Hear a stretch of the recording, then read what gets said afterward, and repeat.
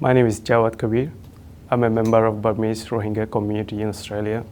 Before I start, I would like to acknowledge the traditional custodian of this land and pay my respect to the elders past, present, and emerging leaders.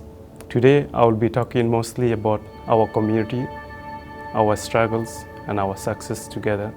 But before that, I would like to introduce a little bit about myself. I grew up in a small town in Mongdo, in Rakhine State, a town which is very small in the western part of Myanmar. I have lots of beautiful memories and communities, the way how we've been connected with our communities. And the beautiful memories I can never forget. I was fortunate enough to finish my high school.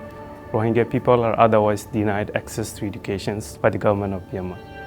This has resulted in this empowerment which impacts us till today.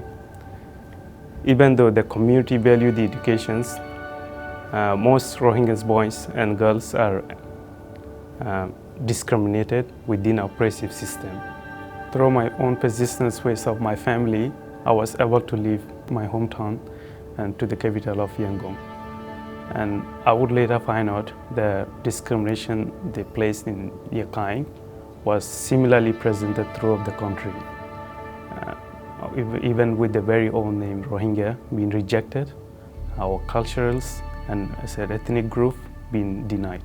I arrived in Australia late 2009 through my brother who was living here before me.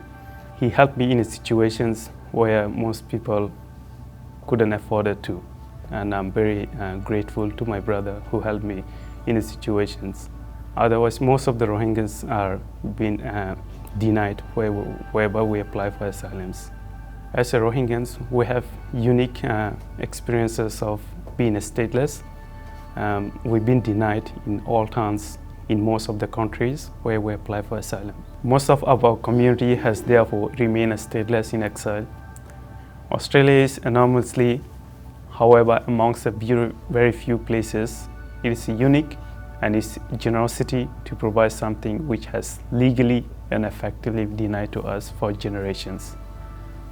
A place where our children can be educated, we can be gainfully employed away from exploitations.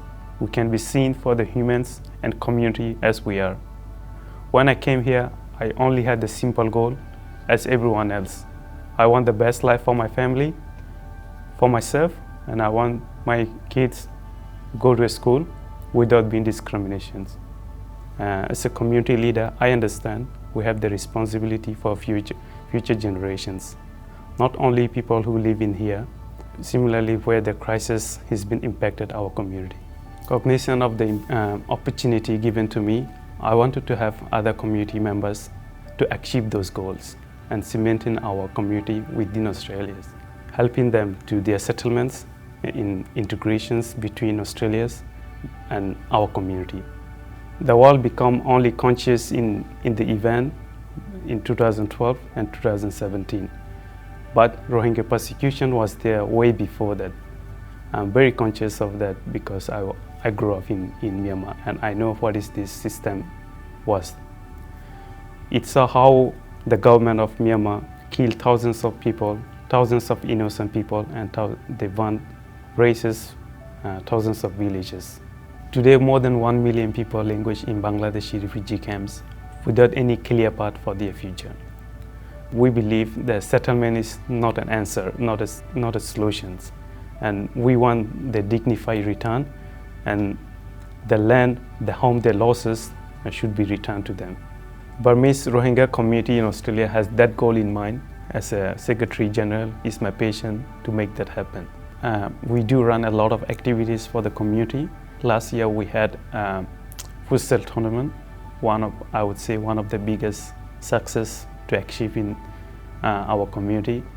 We get some funding from Sydney Local Health District to address the mental health of the Rohingya community. So what we decided to do is we ran a futsal.